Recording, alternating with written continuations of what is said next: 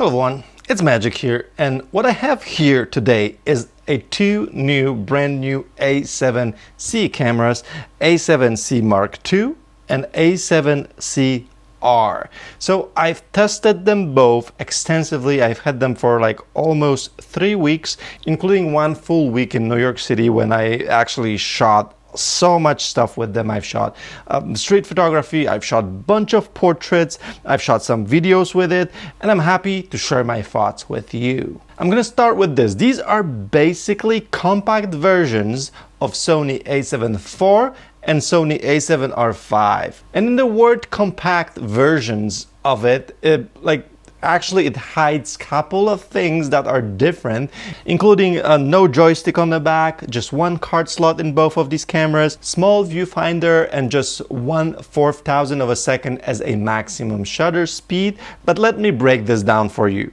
So I'm going to start with a build of these cameras because both of them have exactly the same build, which is improved from a version 1 of Sony A7C camera. So both have a bigger grip here, which is a nice thing. Also, slightly different material, which is closer to the material we know from other Sony cameras like Sony A7R5 or Sony A7 IV.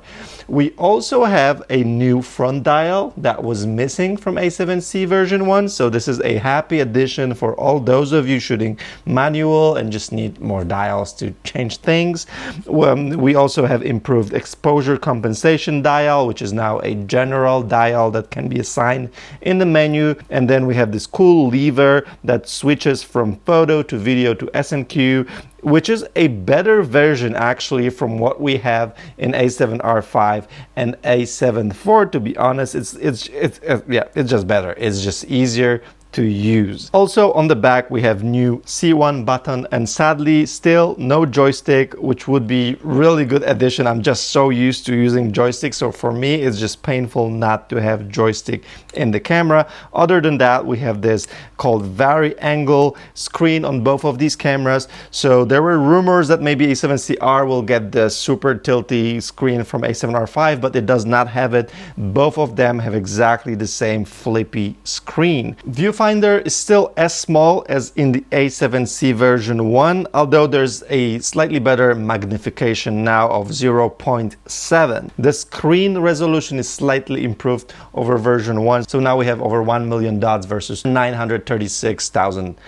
dots. What we have on the left is gonna be headphone jack, microphone jack, USB-C with option for power delivery charging, a micro HDMI, and 1 SD card slot. So there's not much new here on the left side. It's still just 1 card slot and micro HDMI, which is fair, I think, for such a small body. And what is also new is this grip, which is optional accessory for A7C Mark II, and it's included in the A7C R. And I have some thoughts about why is that, but I'm gonna share it after we go over the performance of these cameras. So feature-wise, let's start with A7C Mark II. So this one is equipped with 33 megapixel full frame sensor, which is exactly the sensor we know from Sony A7 IV. It has improved color science and great ISO performance. That's compared to Sony A7C version 1. While you might think A7C Mark II is just a smaller version of A7 IV,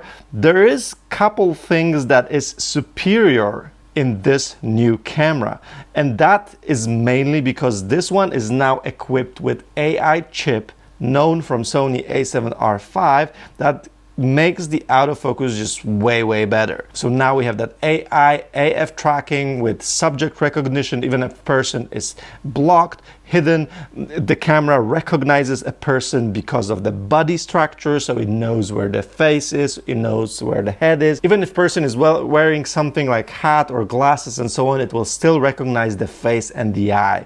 Also, we have animal autofocus, bird autofocus, insect autofocus, and cars and train recognition autofocus. So all of this known from A7R5 that is not in A7 IV, and it's probably not coming via any updates because this is a hardware update, right? We have AI chip in this camera. Video-wise, just like A7 IV, we have 4K 30 in full frame mode and 4K 60 in APS-C mode. So it needs to be turned into APS-C in order to shoot higher frame rate in video. It's also 10-bit video 422, so it's pretty much the same with all the out-of-focus features working while recording videos. What is new is the auto-framing and the LUTs that can be loaded into the camera. These are features known from Sony ZV-E1. So this is a camera truly equipped with everything new that Sony has to offer. And since I've used Sony A7 IVs as my main cameras for last year, like almost 12 months, I have a pretty good comparison after using A7C II. And when I say that, I mean that this camera is superior in terms of performance compared to A7 IV. So it's not just compact A7 IV, it's just A7 IV meeting A7 R5 in a smaller body type of superior camera. What is missing though, there's a couple things missing. Obviously, there's one card slot, which makes this camera not aimed for professional photographers. So I wouldn't use it as my main wedding camera. And also due to the compact design, we don't have a joystick on the back. I know I already said that, but I really miss joystick because I use it a lot on my cameras, and a smaller viewfinder, which is not that big case in my opinion. The bigger would be maximum shutter speed of 1/4000 of a second. So if you intend to shooting fast primes with this camera, you're gonna feel limited when shooting under very bright scenarios. Although the question is this camera meant to shoot with fast prime lenses? I feel like this camera is meant for a very demanding enthusiast, like maybe even professional photographers that need a compact camera for when they shoot their family. That's actually me. To be honest, at the beginning of the summer, I spent almost full month roaming around the Europe with my kids and my family, and I had A7C with me as my main camera, and I've shot everything with my A7C, even though I own two A7 R5s. And I used version 1, and as a user of Sony A7 R5s, I felt good, but sometimes I was lacking the superior out-of-focus performance when I knew my 7R5s would get the picture. A7C version 1 was missing. And this camera comes here with like giving me the performance of A7R5 in this super compact body. And to be honest, my favorite lens for this type of camera would be something like this old size 35 2.8, which I used for like during all this trip and is amazing for stuff like daily photography. So I feel like this is like perfect EDC camera for someone who needs the ultimate performance, full frame look, and just a tiny body. And after receiving my demo of this camera, I went to New York with my wife, where I used this combo in this version, so A7C paired with 35-2.8. Almost every day, either me or my wife were shooting with this camera, and I loved it. Just look at the pictures, quick snaps of the street, people, portraits. Like, this camera can handle everything with amazing results. I even used this camera as my main video camera on this trip, replacing my A7S III, giving me a really great performance. So like my recent videos on YouTube, the one with panoramic photos from New York, you can check it out here. This is shot entirely with this camera, and then I use it also to shoot BTS of the upcoming video of shooting A7C R. So stay tuned for that. All the video files from that will also be from A7C Mark II. The price of this camera is in Europe 2,400 euros, which is 400 cheaper than A7 IV, which in my opinion is a fair price. I feel like this is a perfect EDC camera. But for those of you needing more, for those of you who need ultimate performance plus ultimate number of megapixels, Sony has A7C R. And here we have pretty much Sony A7 R5 in a C body, starting with 61 megapixels, and then also all the AI out-of-focus features in this camera are exactly like in A7 R5. We have 4K 60, 422 10-bit. This time you don't need to shoot APS-C in order to get higher frame rates. And then we have out of framing and LUTs as well from ZV-E1. So these are actually features that Sony A7R5 doesn't have. So it's kind of like everything that A7R5 has in terms of the specs, plus the ZV-E1 features. Again, lacking of the same stuff, so no joystick, only one card slot, and 1/4000 of a second of a maximum shutter speed, so these are the limits. And there's one thing that I actually noticed, that like both of these cameras actually can do what my A7R5 can do. Maybe this is something I cannot set it up, let me know down in the comments if you figure this out. But A7R5 has this face tracking. When you are in AF area wide, you are able to switch through the faces. There's this orange line at the bottom of the faces, and you can switch left to right using the joystick to switch to the face you want to track. Both of these cameras, I was not able to get that. Maybe that's because there is no joystick, but I was trying to find it in menu and I couldn't. If you find it, let me know down in the comments. But if it's not there, that's the only thing that this camera is missing performance-wise that A7R5 has. And as I said before, A7C R comes with a grip, which is a very nice grip. So it opens like this. So you can actually change the battery on the go if you want, and it feels really nice. And I feel like this camera is definitely made to be used with a bigger lenses. That's why they include the grip. So it's not only now the camera that can be these EDC small camera, use it with small lenses like, you know, all the G series lenses and small lenses like the size one. I feel like it's meant to be used with a G Master lenses, hence the grip. So what I used it with 24 G Master, which is still pretty compact lens, and it felt amazing. And I used it with 50 G Master.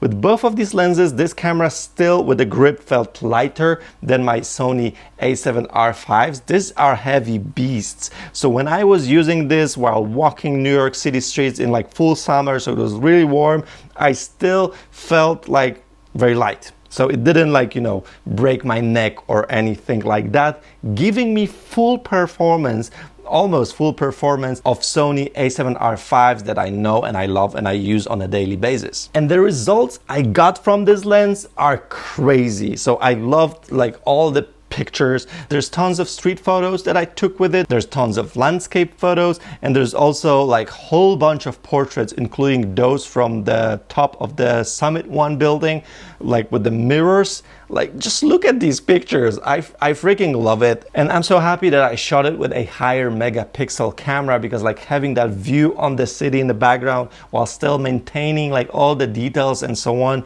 like perfect. All of these photos edited with my Magic Cadabra presets. You can purchase them below. And if you want to take your own time and look at these images, I actually prepared a full gallery with tons of samples. So check it out. The gallery is provided by my sponsor, which is Pic-Time, which is my go-to gallery to share my photos with my clients. It's not only beautifully crafted, just look at the gallery. It's just amazing. Like, it's nice. The aesthetics are great, but it also includes a built-in store, so my clients and their family can purchase the prints from there. But that's not all. It also has a built-in slideshow feature, so I can create a slideshows with license-free music that I share with my clients. On top of that, they recently included blog feature, so I can make really nice looking blogs and put them on my website. So my education website, all the blogs are actually made with Pic-Time. You can check it out. It's lovely. If you're dealing with the clients and sharing images, please don't use things like Dropbox or WeTransfer links. It just looks ugly and unprofessional. If you want to look really good, use Pic-Time. There's a free month if you sign up, and if you sign up with code MAGIC, you get extra month for free.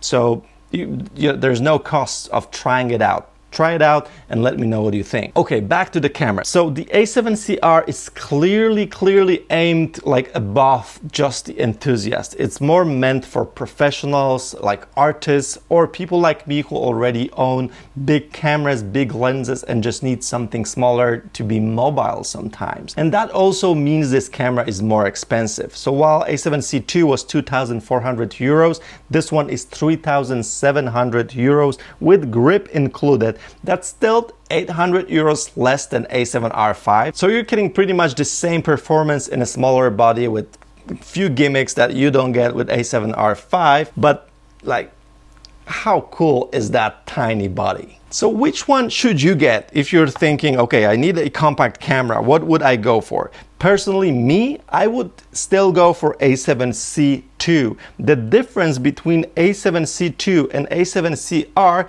is way smaller than the difference between A7 IV and A7R5. So both of these new C cameras, they perform identically in terms of autofocus and, you know, like the performance when shooting, when taking photos. So the only benefits from using the R would be the higher megapixel and uncropped 4K 60, which is not for everyone. Obviously, if you need, you know, one monster camera, you want to be mobile, you want to be able to take out the grip and shoot tiny, you want to be able to go to the studio, put the grip on, use 51G Master or 51.4G Master, this is going to be perfect. But if you just want the small EDC compact camera, just like A7C was, the A7C II wins. I actually gonna be picking up the A7C II with a 35-8 lens because I feel like this is a perfect addition, like as my family camera. My wife also used it at this trip, like when I was shooting A7C R, she was shooting with A7C II, and as a more enthusiast than a pro, she also appreciated everything that this camera has to offer in such a small body. And let me know which one would you go for and why. Put down your answers in the comments, and I see you guys tomorrow for a video about the new 16-35 G Master version 2.